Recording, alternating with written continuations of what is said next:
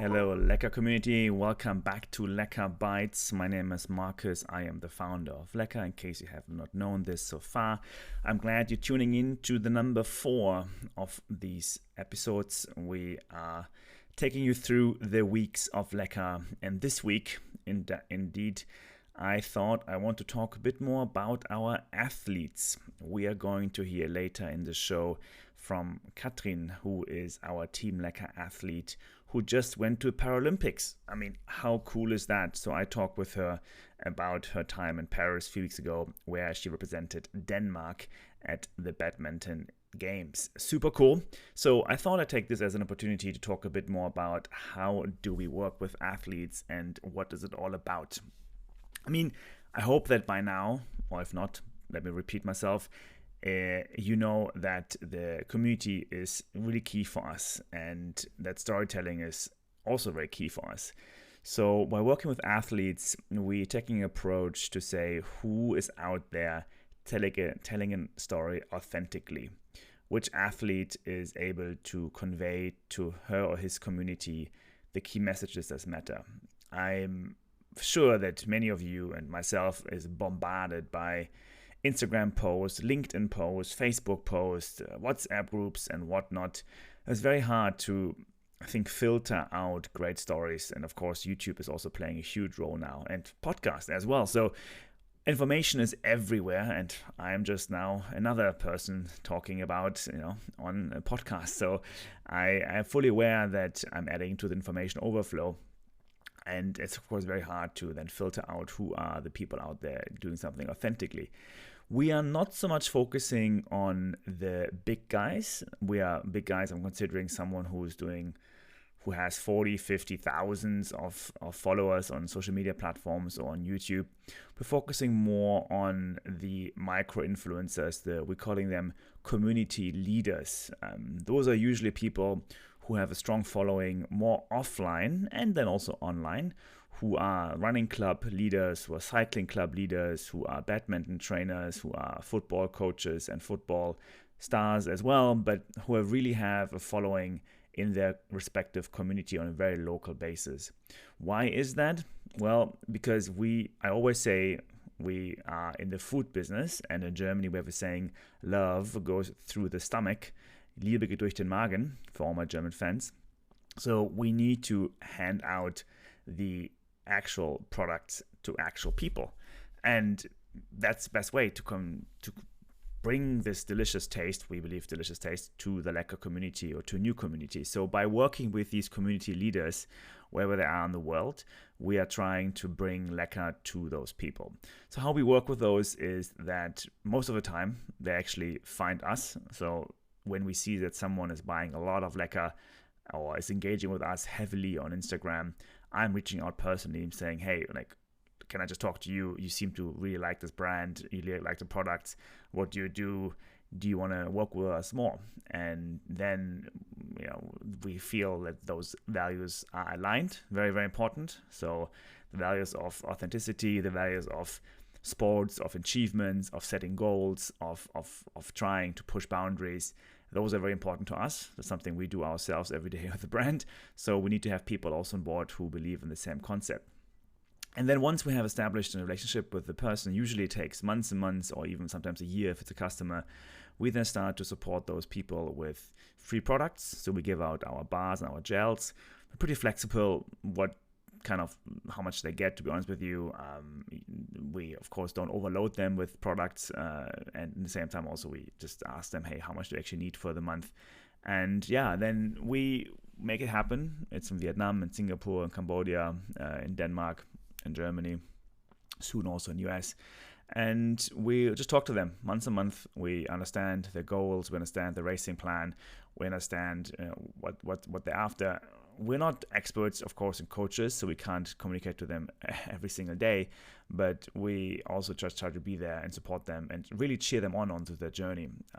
There are many examples out there, especially in Vietnam and Singapore, where we started this program fairly early, where we also then say, hey, do you have any event coming up? If there's a race or a run or some kind of training, let us know. Happy to support. We're going to support you with our products and try to really be there with the community. We don't pay anyone right now. We have not really crossed that bridge yet. We might soon. We don't know yet. We are, of course, a small brand, so we have to keep our resources together. But yeah, we believe that giving products is right now the biggest love of Lecka we can give. And we appreciate, of course, anyone's help out there.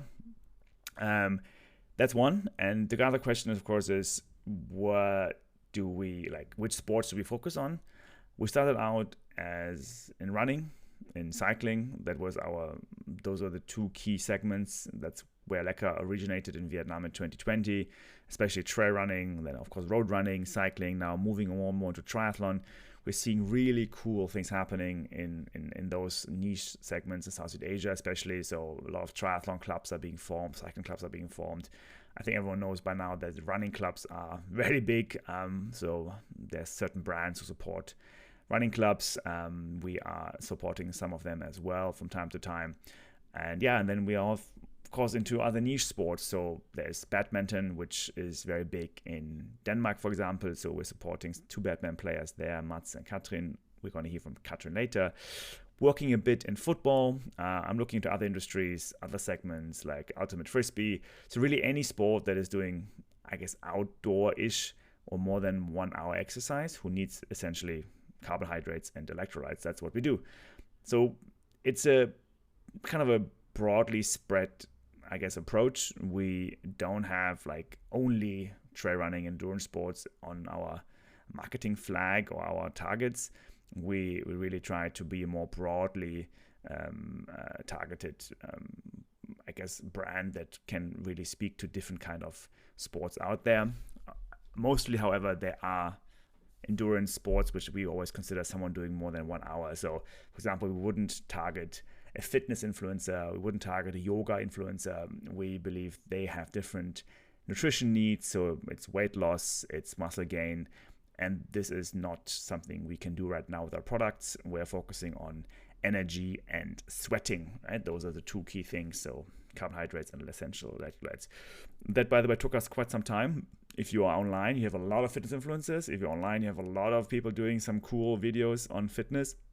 It's very tempting for us to engage with them too, but we decided, no, let's focus on the ones who are outdoor, who are doing cool things, who are doing some crazy stuff as well.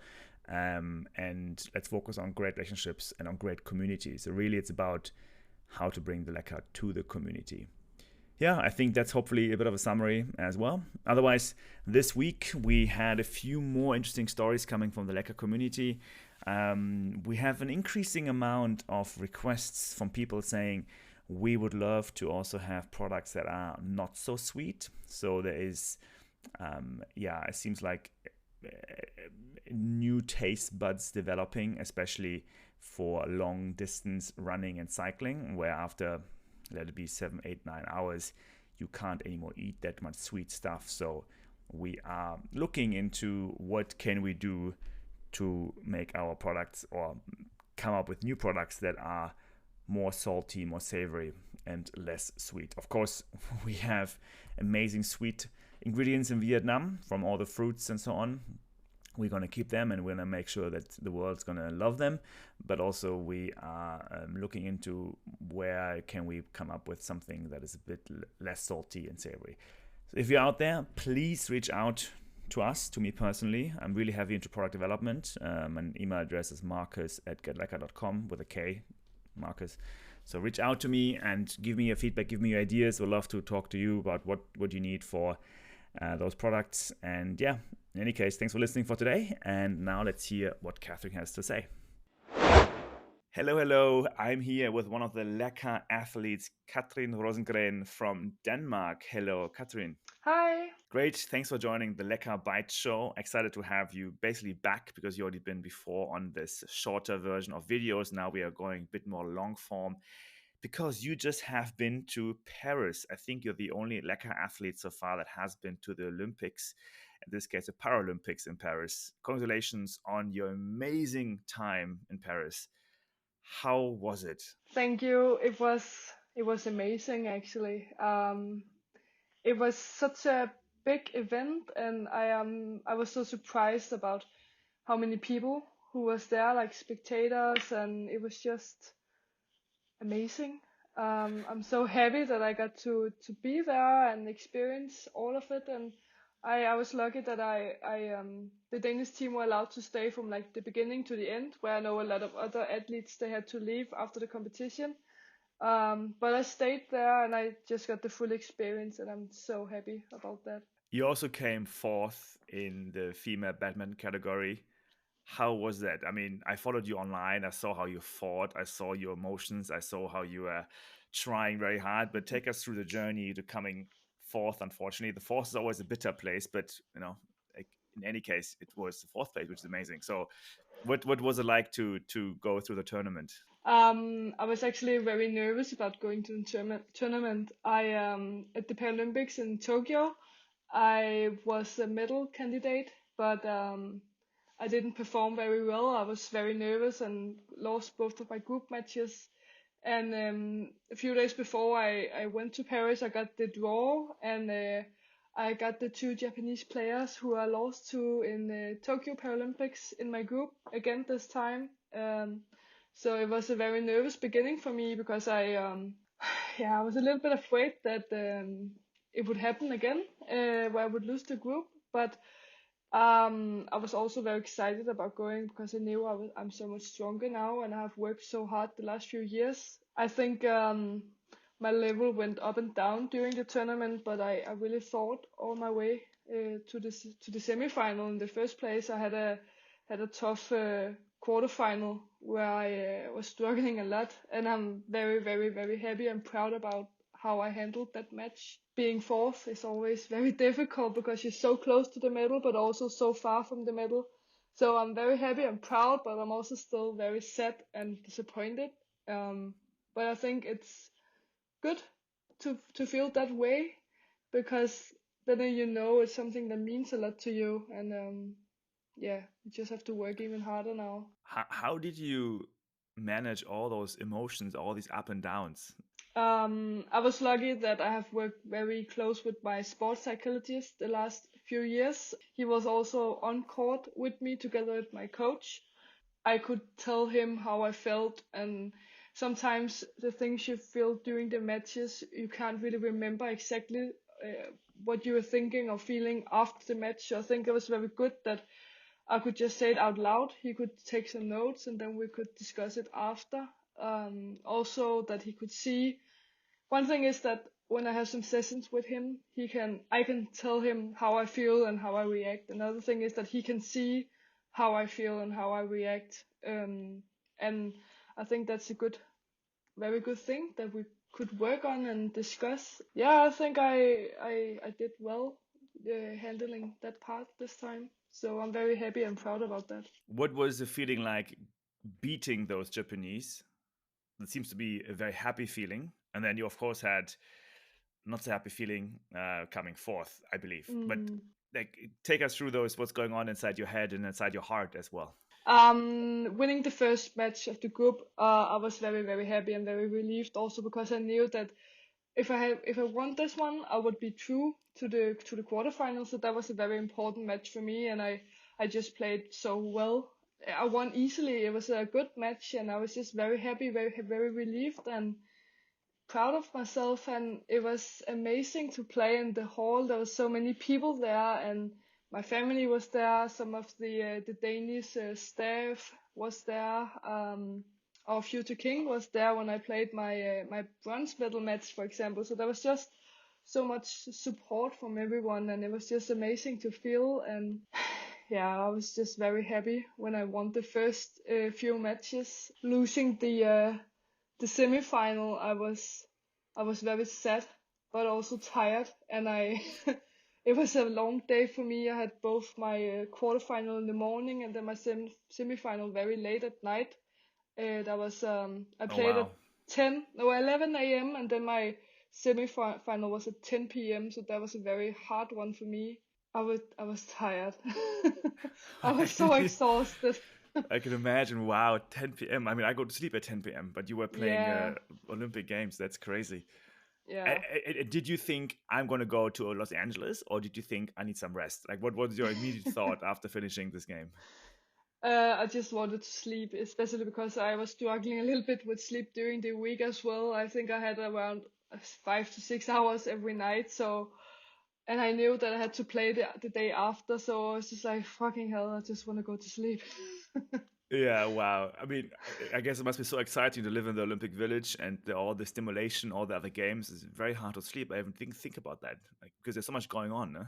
Yeah, there is so much going on, especially for me. I'm a very individual athlete, so I'm used to traveling alone and just being me and my coach. And all of a sudden, you have a team of 30 other Danish athletes and staff, and also the fact that you see so many new disabilities that you haven't seen before. There's people everywhere, and it's both nice and annoying.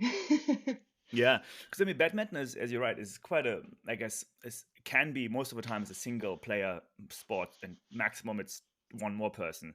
Mm. So you don't engage with too many other sport and disabled sport people in this case. How was it to be in this community of thousands of Paralympians? I think it was good that I've tried it before because this time I wasn't so overwhelmed about it as I was the first time.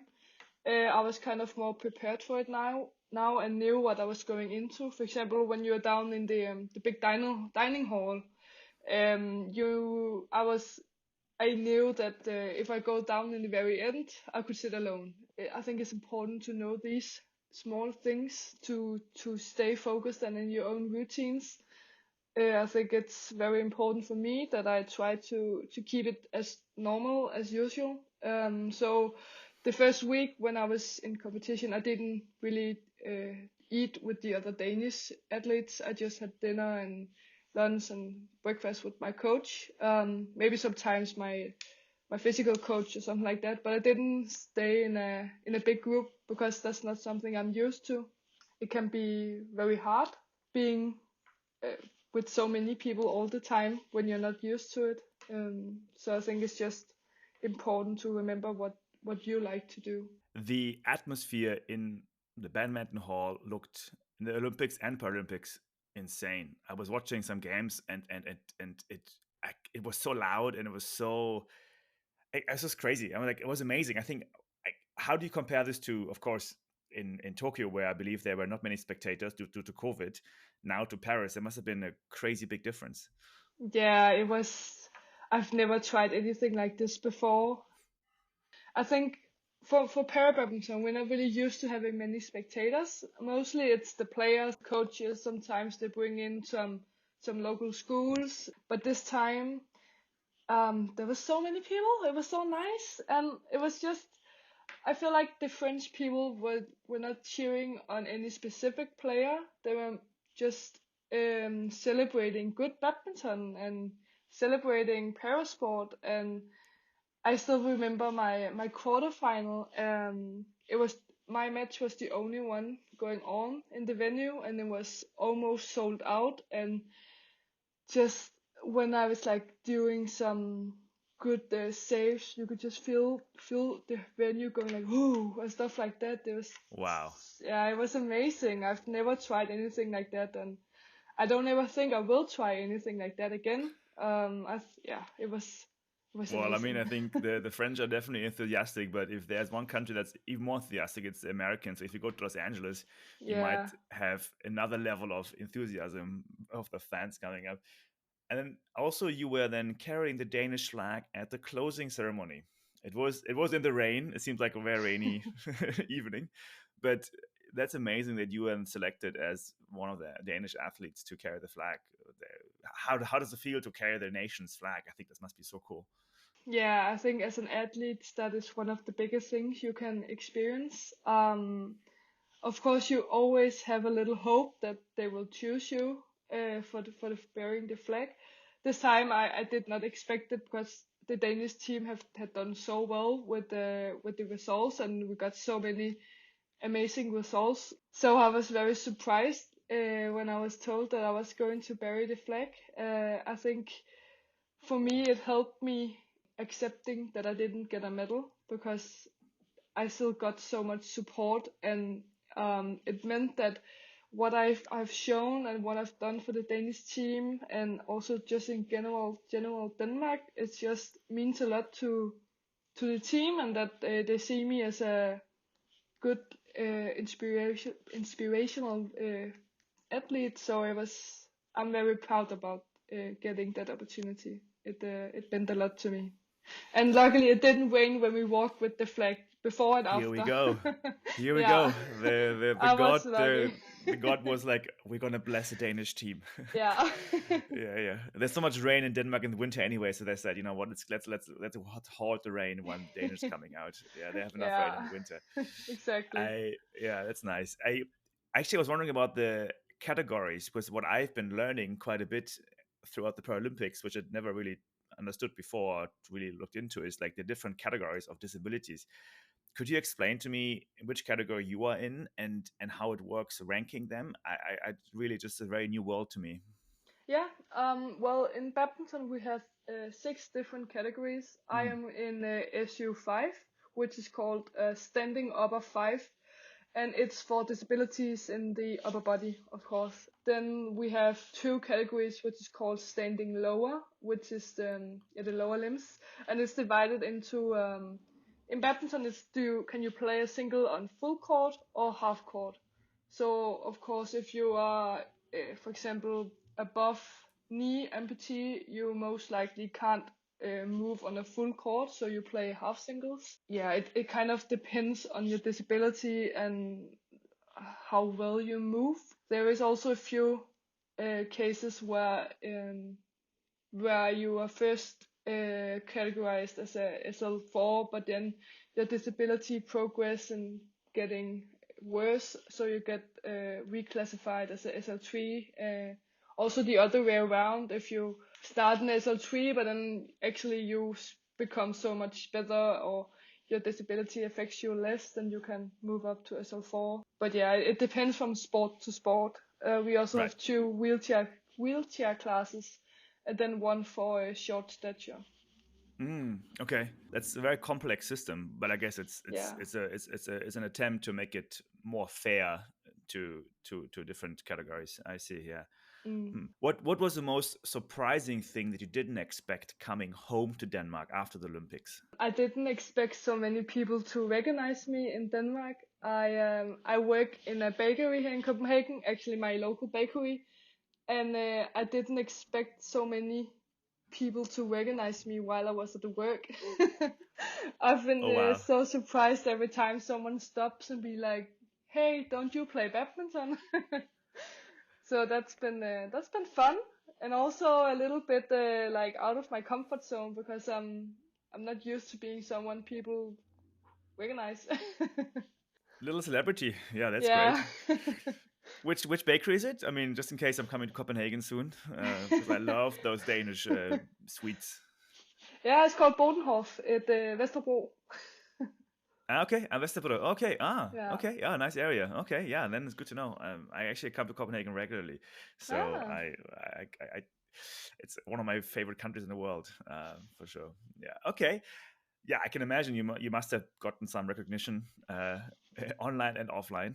That is, I mean, that's really what you not. I think it's not what you why you're doing it for, but it's a nice side effect of this whole Yeah. very televised and very social media driven now.